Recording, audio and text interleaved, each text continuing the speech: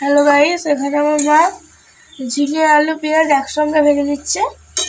আমার মা মুসুরির ডাল করেছে, আমরা দিয়ে তেঁতুলের টকের ডাল করেছে। মা আলু পেঁয়াজ চচ্চড়ি হচ্ছে, এখানে ঝিঙে আলু পেঁয়াজ সব একসঙ্গে দিয়ে দিয়েছে, দিয়ে ভাজছে। দিয়ে আলু ভাজা ভাজবে, আলুটা কেটে রেখেছে। চচ্চড়ির মশলা করা আছে, সরষে বাটা আদা রসুন বাটা দিয়ে দিল, মশলাটা নিচ্ছে।